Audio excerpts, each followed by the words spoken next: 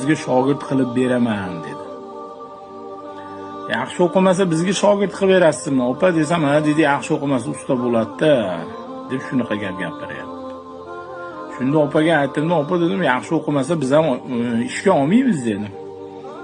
Desam, nega olmaysizlar dedi. Yaxshi o'qimagan boladan usta chiqmaydi dedim.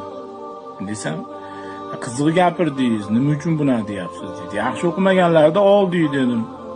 Sal ozgina hunar o'rganadi, o'zi usta bo'lib chiqib ishini qilib yuribdi. Ustadan na duo oladi, na bir rozi rizochilik oladi.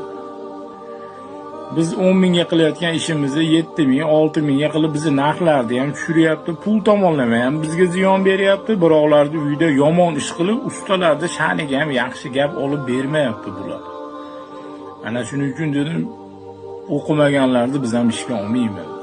O'zi aslida o'qimagan odamdan usta chiqmaydi. Bu hamma